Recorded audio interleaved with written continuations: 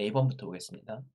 오늘 세트 같은 경우에는 좀 전체적으로 난이도가 조금 섞여 있는 경향이 있었고, A랑 D가 굉장히 시간을 많이 잡아먹는 문제였어요. A번부터 볼게요. A번 문제는 두 개의 수가 있어요. 두 개의 정수가 있어요. 근데 그 정수의 표현 방식이 어떻게 표현이 되냐면 x1, p1, x2, p2가 주어지는데, 예를 들어서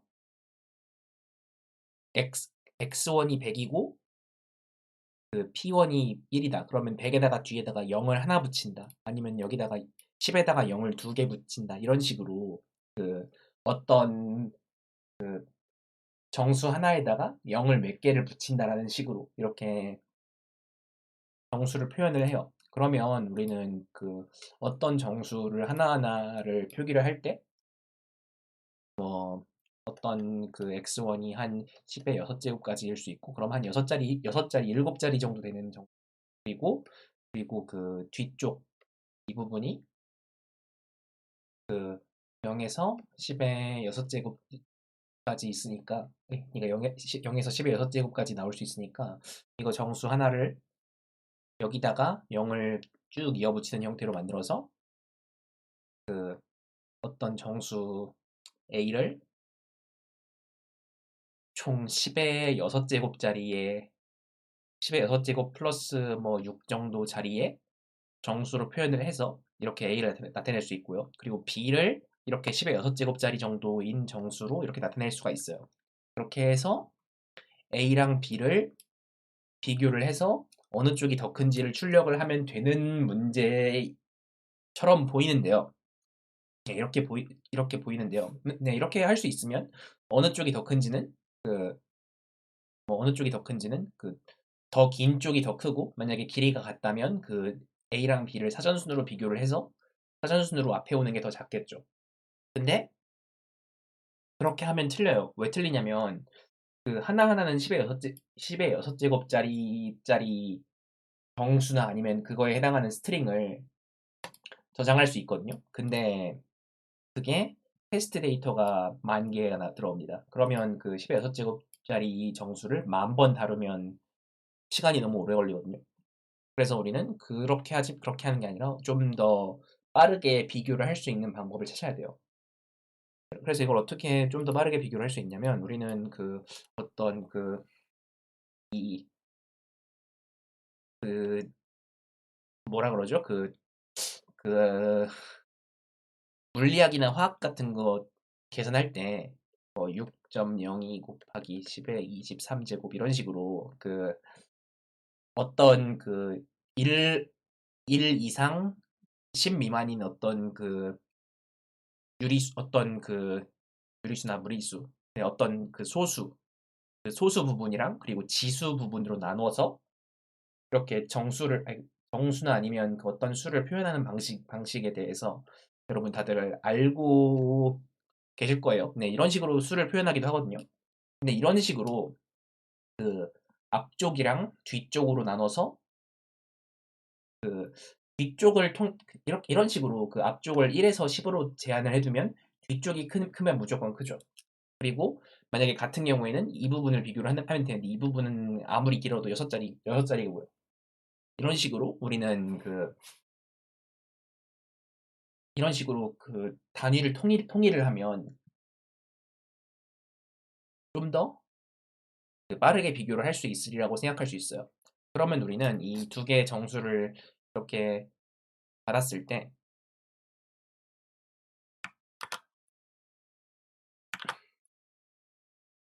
문제는 이게 지수 부분이 이걸 소수로 쓰려고 하면 좀 우리가 프로그래밍 언어에서 어떤 실수를 다룰 때 좀 정확도 문제가 생길 수가 있거든요. 그래서 이 앞부분을 이렇게 6.02 곱하기 이런 식으로 하는 게 아니라 우리가 알고 있는 부분까지 전부 정수로 적고 시작합시다. 그러니까 602 곱하기 10의 21제곱 이런 식으로. 이러면 유효 숫자가 앞에서부터 3개고, 그리고 뒤에 0이 몇 개 붙는다. 이런 식으로 표기를 바꿀 수 있죠. 그렇게 해서 우리는 이렇게 어떤 x, y가 들어왔을 때 이거를 그 표기를 바꿀 수가 있는데 또 반대로 만약에 맨 뒤에 붙어 있는 0을 오른쪽으로 붙일 수가 있어요. 이런 식으로 우리는 그 결과적으로 그 1을 3 이런 식으로 앞부분이랑 뒷부분이고 앞부분이 몇 글자인지 그리고 뒤에 몇 글자 더 붙는지를 통해서 우리는 전체 길이를 알 수가 있고 그리고 전체 길이 같은 경우에는 이 두 개를 사전순으로 비교를 해서 그 사전순으로 비교해서 그 뒤에 오는 게 더 크다라고 비교를 할 수가 있는데요. 여기서 왜 여기서 0을 여기로 빼줬냐에 대해서 설명할 텐데 만약에 10이랑 100이랑 있어요. 그리고 10이랑 100이 있고 12랑 101이 있어요. 이 둘은 길이가 같아요. 왜냐면 여기 두 개에다가 두 개 붙이고 세 개에다가 하나 붙이고 그러면 우리는 이 앞부분을 사전순으로 비교를 해서 1.0, 1.00을 비교를 해야 되는데 1.0이랑 1.00을 사전순으로 비교하면 1.0이 앞에 옵니다. 근데 실제로는 같은 수란 말이에요.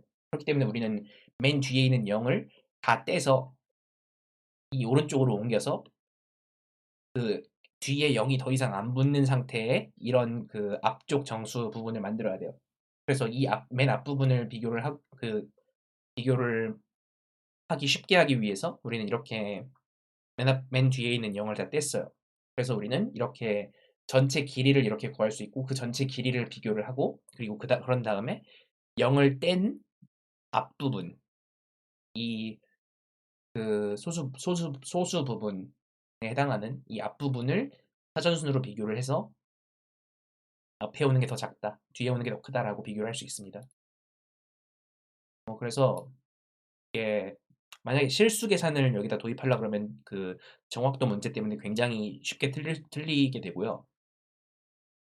어, 저는 이걸 어떻게 했냐면 그 두 개의 길이를 각각 구해서 길이가 다르면 길이가 더 긴 게 무조건 더 큰 수죠. 그렇기 때문에 길이가 다르면 그걸 통해서 계속 비교를 하고 길이가 같으면 그러면 0을 다 뗀 다음에 그 맨 앞에 그 변수가 되는 부분 그 부분을 사전순으로 비교를 해요. 이렇게 스트링이랑 스트링을 비교를 하면 사전순으로 비교가 되거든요. 더 작은 게 더 앞에 온다는 뜻이죠. 그걸 통해서 대소 관계를 구할 수가 있어요. 그렇게 그 A번 문제는 이렇게 해결할 수 있고요. 이게 되게 A번에 있는 것 치고는 굉장히 까다로운 문제였어요. 특히 이 테스트 케이스의 개수랑 이 실제 처리 시간, 그 테스트 케이스당 처리 시간이 를 곱하면 시간이 너무 오래 걸리는 이런 스타일의 문제를 A번으로 내면 굉장히 사람들이 어려워하는데 뭐 이런 문제여서 실제로 이거를 그 도전한 분들 중에 그 끝까지 못 푼 분들이 굉장히 많은 꽤나 까다로운 문제였어요. 그것보다 네, 저도 A 보고 그만두고 싶었어요. 도대체 어떻게 하면 이걸 2분, 3분만 해결하는 거죠? 뭐 그런 문제였어요. 그리고 그 다음 문제로 넘어가 볼게요. 다음 문제 B는 어떤 그 이번 해달라고요? 귀찮아요. 스스로 하세요. B번은 어떤 정수로 된 수열이 있어요. n개의 정수로 된 수열이 있고 전부 다 달라요. 그리고 네, n개의 양의 정수로 되어 있는 수열이 있고 어떤 그 2분의 n개 그러니까 x, y 페어를 2분의 n개를 찾는데 그 2분의 n개 페어가 어떤 조건을 만족해야 되냐면 그 x랑 y가 다르고 일단 그러니까 서로 다른 두 개의 정수 두 개를 고른다는 거죠. A에서. 그리고 A에 등장하는 두 개 정수고 그리고 X를 Y로 나눈 나머지가 A에 등장하지 않아야 돼요. 근데 여기서 X를 Y로 나눈 나머지가 A에 등장하지 않는다는 조건을 다시 보면은 만약에 여기서 항상 X가 Y보다 커야 한다는 조건이 그 추가로 붙는다고 생각하면 되는데요. 왜냐하면 그 만약에 Y가 X보다 크면 X를 Y로 나눈 나머지는 항상 x가 되기 때문에 그 x를 y로 넣는 나머지가 a에 등장하지 않는다라는 게 모순이 되어버려요. 그래서 항상 우리는 x가 y보다 큰 어떤 x, y를 찾는다라고 보면 됩니다. 그래서 우리는 그 수가 n개가 있으면 그 n개 중에서 페어를 그 2분의 n제곱개 정도 만들 수 있고, 그 중에서 그 이 조건을 만족하는 페어를 2분의 n개를 찾으면 되는 그런 문제인데요. 이 문제 같은 경우에는 실제로 이걸 페어를 다 찾으려고 하면 굉장히 오래 걸립니다. 그러니까 실제로 페어를 다 하나하나 해보고 찾으려고 하면 n이 한 20만 개 정도 되기 때문에 n제곱개 페어를 다 찾으려고 그러면 좀 굉장히 오래 걸리고요. 그리고 그래서 이 문제에서 사용하는 방법은 x를 y로 나눈 나머지 x 모드 y를 이렇게 쓸게요. x 모드 y가 항상 y보다 작다라는 조건을 이용을 해서 풀어야 됩니다. 이 문제. 그래서 이런 조건을 그 이식을 좀 만지다 보면 이런 조건을 얻을 수가 있고요. 그러면 우리는 y가 그 어떤 수보다도 작다, 그러니까 a에 들어있는 다른 어떤 수보다도 작다면 x를 임의의 어떤 수로 잡고 y를 a에서 제일 작은 수로 잡으면, 그러면 x, y가 항상 그 x를 y로 나눈 나머지가 배열에 안 들어있다는 게 항상 성립한다는 걸 알 수 있어요. 왜냐면 y보다 작은 게 배열에 존재하지 않으니까요. 그래서 우리는 그 a라는 수열이 있으면 그걸 정렬해 놓고 여기 제일 작은 거 하나를 y로 잡고, 그러면 이걸 이거로 나눈 나머지 여기 존재하지 않고요. 이걸 이거로 나눈 나머지도 존재하지 않고, 이런 식으로 y랑 어떤 걸 페어링을 해도 이 배열에 존재하지 않는다는 걸 알 수 있어요. 이렇게 되면 우리는 총 n개이기 때문에 우리 지금 2분의 n개 필요하죠. 2분의 n개가 필요한데 우리는 그 총 n-1개의 그 x, y 쌍을 구할 수 있어요. 이걸 통해서. 그리고 n-1은 항상 2분의 n보다 크거나 같습니다.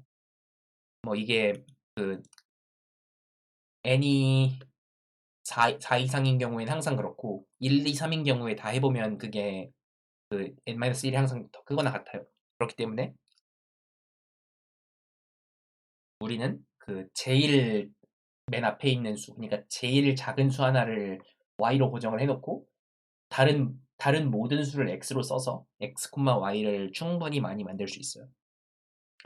그 과정을 통해서 x, y를 찍어서 그 문제에서 요구하는 개수만큼 출력하면 됩니다. 그래서 우리는 이걸 한번 정렬을 해서 제일 앞에 있는 수가 제일 작죠. 그러니까 그 제일 앞에 있는 수 말고 다른 아무 수랑 짝을 지어서 x, y를 출력하면 돼요. 이렇게 문제 B를 해결할 수 있어요. 문제 C번으로 가볼게요. 문제 C번은 모노카프가 어떤 게임을 하는데 그 용을 죽이려고 하는데 그 용을 죽일 때 어떤 독이 든 단검을 쓴대요. 그리고 독이 든 단검은 그 찌를 때 피해를 주진 않는데 찌른 다음에 K초 동안 그 1초에 1씩 피해를 준대요. 1초에 1씩이요. 그래서 만약에 K가 4라면, 근데 여기서 그 찌를 때마다 그 독이 중첩이 되진 않고요. 그 독이 다시 찌르면 그 K가 줄어든 K가 다시 원래대로 돌아와요. 그러니까 만약에 K는 4일 때, 2일 때 찌르고 4일 때 또 찌르면 그 K가 줄어들었던 게 다시 4로 복원이 된다는 거죠. 그래서 K는 4고 2, 4, 10에 찔렀으면 그러면 데미지를 2에서부터 찌른 게 2번, 4에서부터 찌른 게 4번, 10에서부터 찌른 게 4번 이렇게 총 10 데미지를 줄 수 있는 거죠. 그래서 이렇게 그 K가 맺힐 때 데미지를 얼마를 줄 수 있는지를 알 수 있는데요. 그래서 우리는 우리가 언제 공격을 할지, 그러니까 언제 찌를지랑 그리고 그 용의 체력이 맺힌지가 이렇게 변수로 주어져 있어요. 이때 우리가 목적이 뭐냐면 용을 죽이려면 K를 적어도 며칠 잡아야 되는가 라는 게 이 문제에서 요구하는 답이거든요. 그래서 우리는 여기서 K를 엄청 크게 잡으면 결국 한 번만 찔러도 다 죽일 수 있어요. 그리고 적어도 한 번 이상 찌르기 때문에 K의 값의 상한이 아무 때나 한 번 찌르고 그리고 이 체력이 0이 될 때까지 기다리는 거죠. K의 값의 상한이 10의 18제곱이다. 왜냐면 그러니까 10의 18 K가 10의 18제곱이면 그 언제 어떻게 찔러도 그러니까 언제든 한 번 찔러 놓으면 무조건 죽는다는 거죠. 그죠? 그리고 K의 하한은 1이에요. 그러니까 딱 1초만 적용되는 데미지면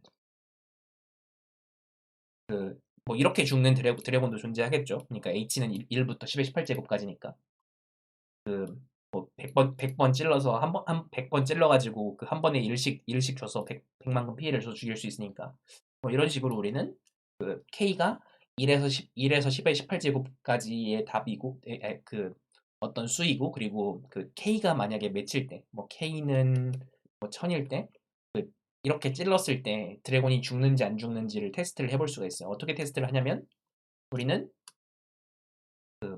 이렇게 언제 찌를지가 정해져 있죠. 그때 만약에 K를 1000으로 주고 찌르면 여기서 찔렀을 때랑 그 다음 찔렀을 때 사이에 피해가 몇이 들어가고 여기랑 여기 사이에 피해가 몇이 들어가고 이런 식으로 N이 100 이하기 때문에 그리고 맨 마지막에 찌른 건 무조건 끝까지 다 가고 이런 식으로 언제 찌르고 K가 맺히면 드래곤이 죽냐 안 죽냐를 판정을 할 수 있어요. 그러면 우리는 만약에 K가 1000일 때 드래곤을 죽였다고 해봐요. 그러면 K가 만이면 이것도 드래곤이 죽겠죠. 그러니까 여기서 죽였으면 여기서도 무조건 죽어요. 그러니까 어떤 수에서 어떤 K에서 드래곤을 죽일 수 있었으면 그러면 그거보다 더 큰 K에서는 무조건 죽일 수 있는 거예요. 그렇다는 건 우리는 어떤 K가 될 수 있는 수의 범위를 잡아놓고 그러니까 K가 될 수 있는 수의 범위를 이렇게 잡아놔요. 이게 1부터 10의 18제곱까지겠죠. 이렇게 수의 범위를 잡아놓고 어떤 적당한 K를 하나 잡아가지고 여기를 드래곤이 죽는지 안 죽는지를 시험을 해봅니다. 그래서 만약에 드래곤이 죽었으면 우리는 우리가 원하는 최소인 K가 이 범위 안에 있으리라는 걸 알 수 있고요. 만약에 드래곤이 안 죽었으면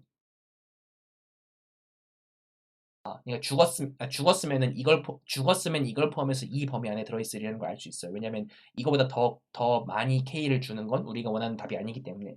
그리고 만약에 드래곤이 안 죽었으면 여기서 안 죽었으면 이 범위 안에 답이 존재하리라고 알 수 있는 거죠. 그래서 우리는 매번 답이 될 수 있는 영역의 크기를 반으로 줄여가요. 이런 식으로 우리는 이 어떤 1부터 10의 18제곱까지의 구간 사이에서 어떤 특정한 수 이상에서 결과가 true가 나오는 함수 fx가 있을 때 fx는 1인 구간은 0인 구간이 있을 때 fx는 1이 되는 어떤 가장 작은 값 이 부분을 찾는 이런 이분 탐색 기법을 사용을 하게 되는데요. 이런 걸 파라메트릭 서치라고 하고요. 그리고 코드포스나 아니면 뭐 여러 대회에서 문제풀이를 할 때 되게 자주 사용되는 기법이기 때문에 만약에 처음 보는 분들 같은 경우에는 이 문제나 아니면 다른 백준 온라인 저지 같은 데 있는 파라메트릭 서치 또는 매개 변수 탐색이라고 하는데 이쪽 문제를 좀 연습을 해서 확실히 자기가 다룰 수 있게 연습을 해 두시면 되게 문제를 풀 때 많이 도움이 될 겁니다. 그래서 이런 식으로 우리는 그 적당한 K를 찾는 그런 이분 탐색 문제로 이걸 변형을 할 수 있고, 그렇게 해서 가장 작은 K를 찾아서 출력하면 돼요. 나무 자르기. 네, 되게 유명한 문제죠.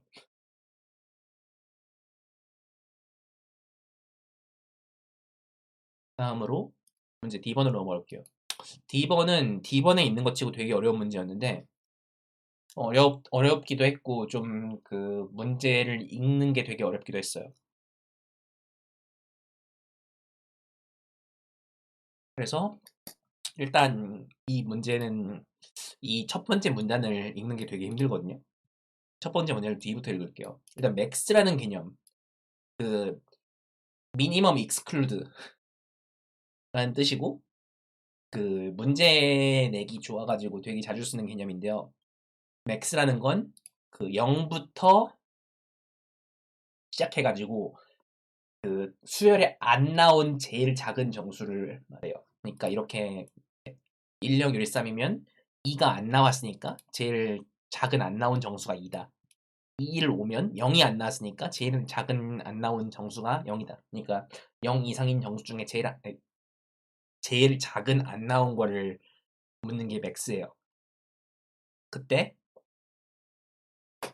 우린 어떤 그 수열 x1부터 xk가 맥스 커렉트 하다라는 이런 그 이런 어떤 문제에서 쓰는 개념을 정의를 하는데, 이거는 그 앞에서부터 맨 뒤까지 xi 마이너스 맥스 처음부터 i 번째까지. 그러니까 이거는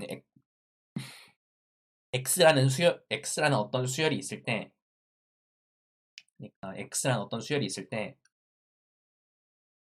여기서부터 여기까지 맥스가 이수랑 여기서부터 여기까지 맥스를 빼서 절대값을 취하면 1 이하이다 라는 건 어떻게 볼 수 있냐면, 그러니까 이거는 절대값을 쓰기 때문에 되게 식이 복잡해졌는데, 이걸 다시 쓰면 어떻게 되냐면요.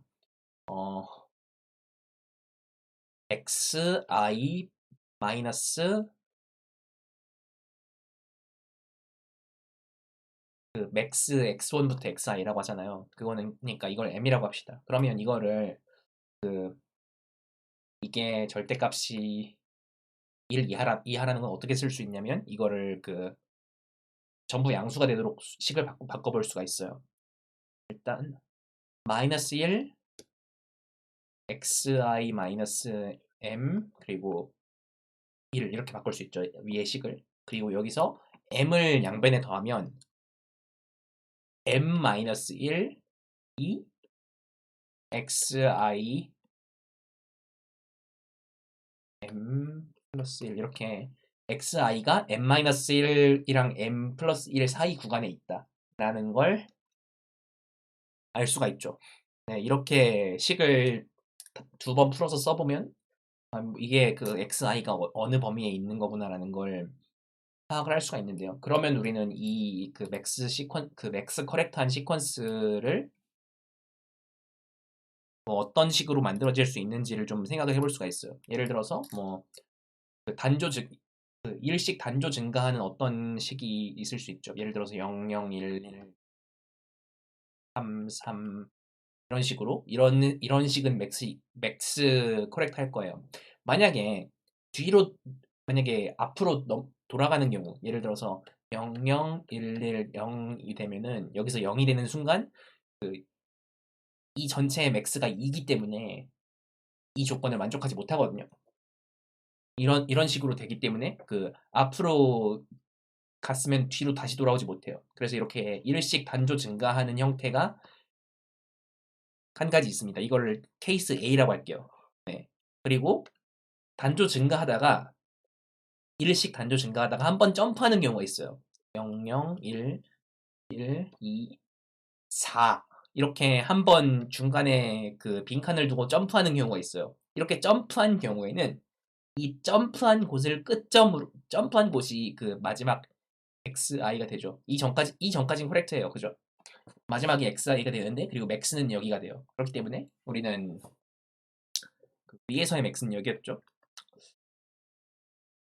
그래서 이렇게 마지막으로 한번 점프한 경우에 이런 수열이 맥스 커렉트 하다라는 걸 알 수 있어요. 그래서 이런 경우를 B라고 합시다. 그러니까 B는 어떤 A형에서 파생된 거예요. 그러니까 어떤 그 앞에서까지 단조 증가하는 A형이 있었고 거기서 점프를 해서 만든 게 B입니다.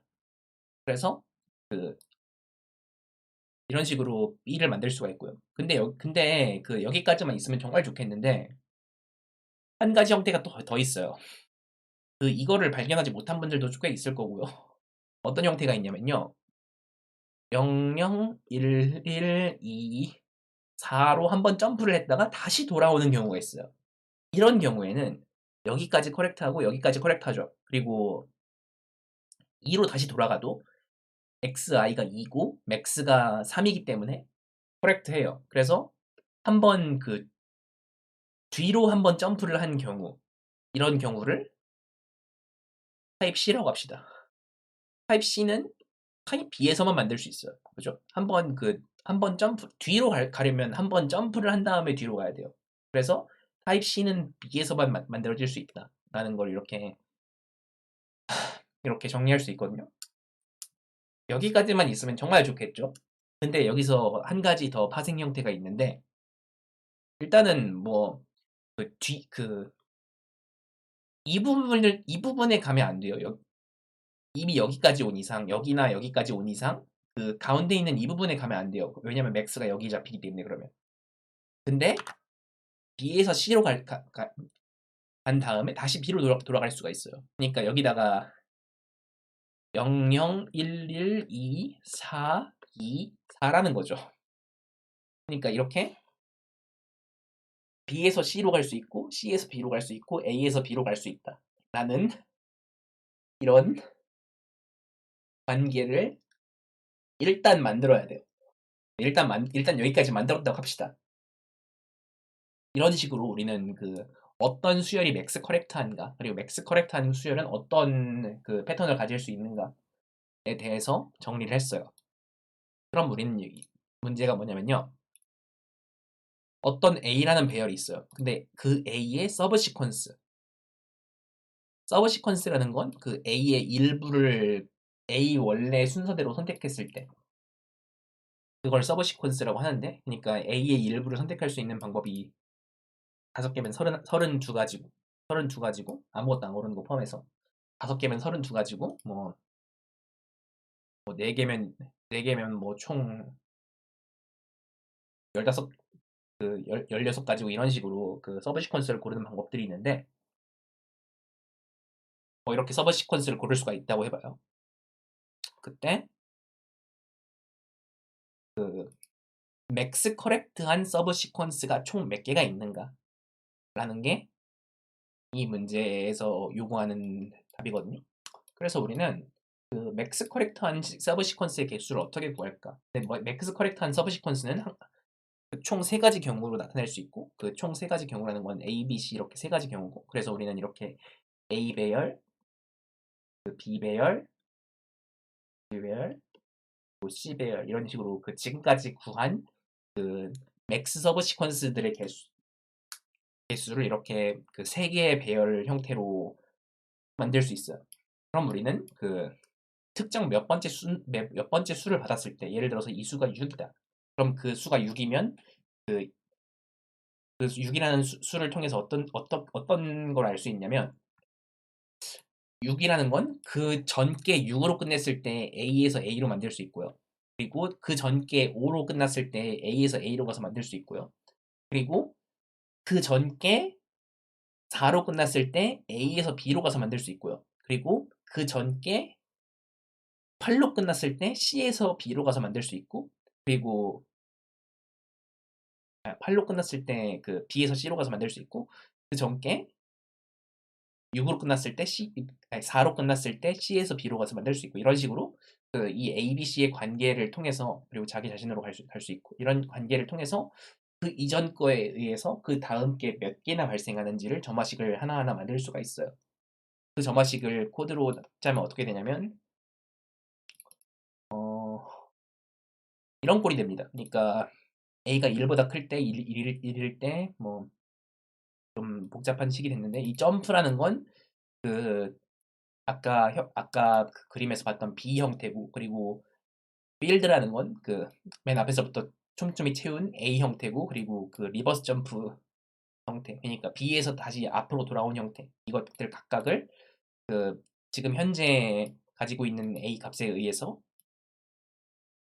어떻게 구할 수 있는지를 이렇게 점화식으로 만들어서 구할 수 있어요. 그래서 그것들을 전부 다 더해서 출력하면 됩니다. 이 문제의 어려운 점은 일단은 그 이렇게 점화식을 만들어서 그 페이스를 세는 건 그거는 그렇게까지 엄청 어려운 부분은 아니라고 생각하거든요.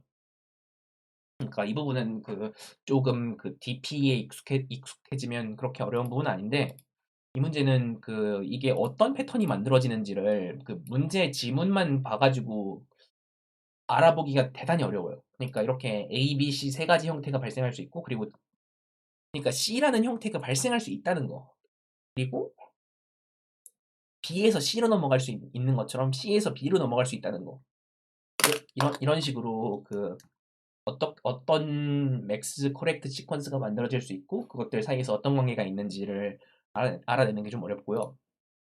그리고 그 뒤에 그걸 알아낸 다음에는 뭐 좀 복잡한 점화식이지만 이렇게 DP를 통해서 모든 값을 구할 수 있어요.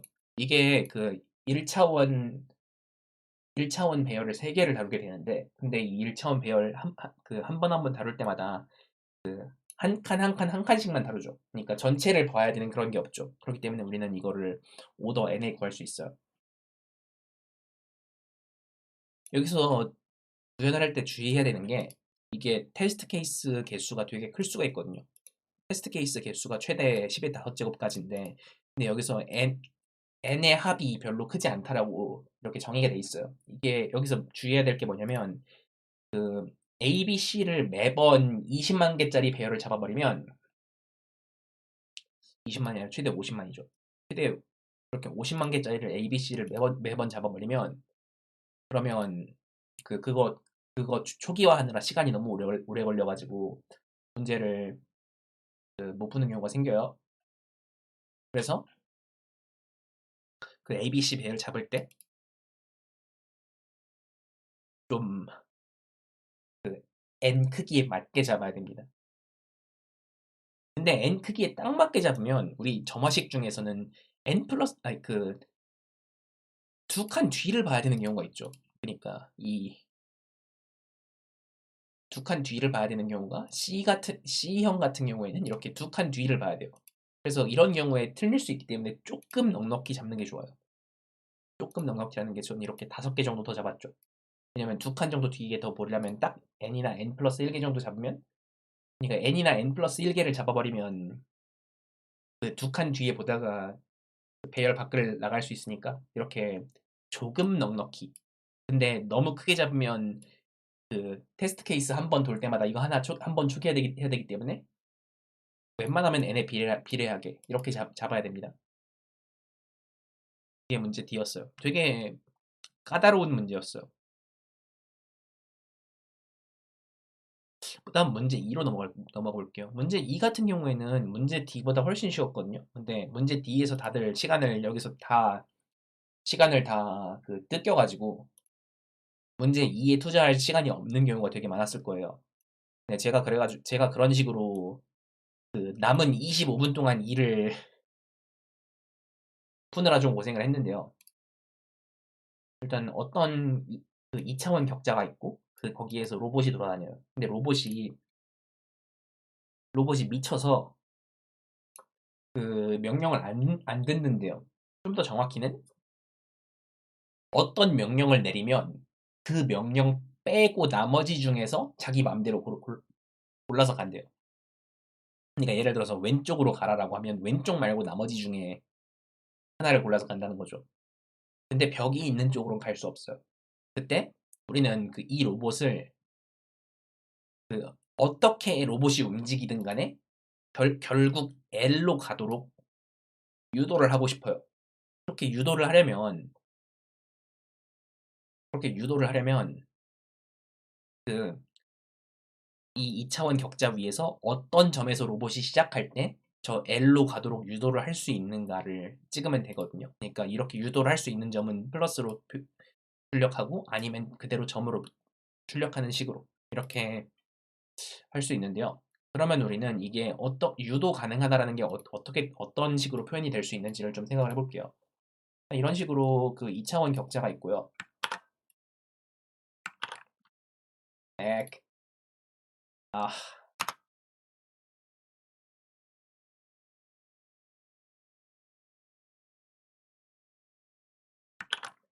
있고요.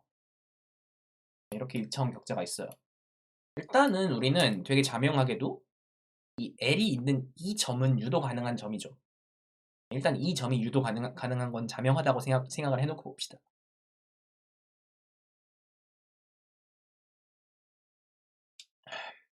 그래서 일단 그 여기를 이렇게 칠해요.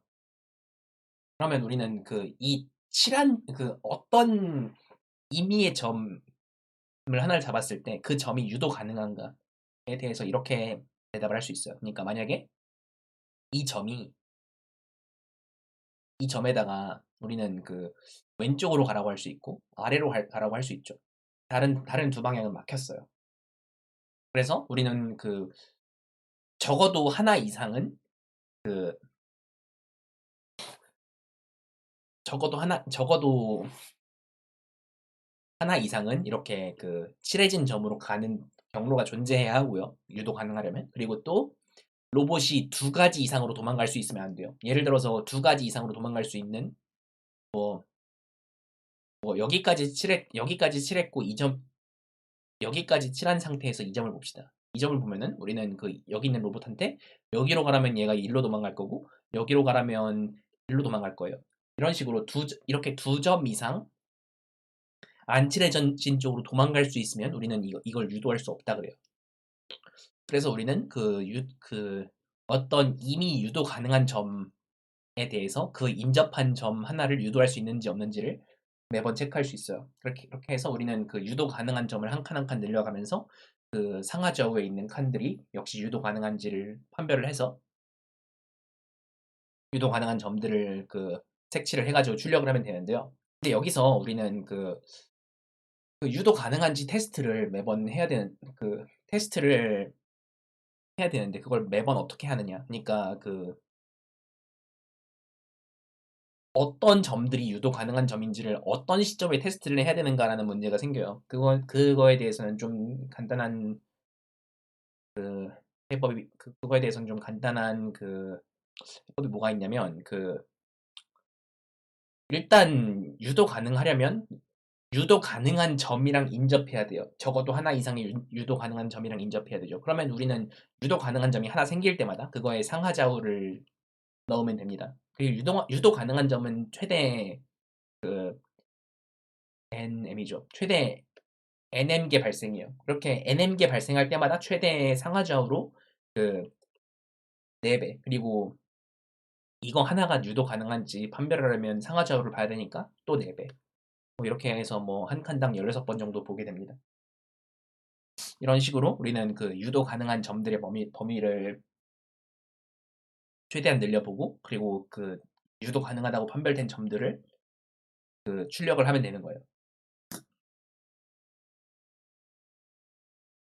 그래서 그런 식으로 하면 이 점들이 유도 가능하다라고 이렇게 답을 구할 수 있고요. 그리고 그 보면은 어떤 점들은 예를 들어서 어떤 점은 어 예를 들어서 그러니까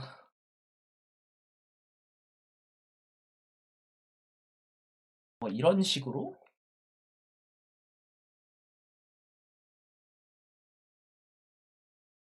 어 이런 식으로 있다고 해봅시다. 이 점은 여기가 칠해졌을 때 처음 봤을 때는 여기로도 도망갈 수 있고 여기로도 도망갈 수 있는 것처럼 보이죠. 왜냐면 그 여기가 칠해져 있지 않은 상태에서 보면 여기로도 도망갈 수 있고 여기로도 도망갈 수 있어요. 근데 여기서 좀 더 진행을 해서 여기가 칠해진 다음에 다시 보면 그 유도할 수 있는 방향이 둘이고 그리고 도망갈 수 있는 방향이 하나기 때문에 여기도 칠해져요.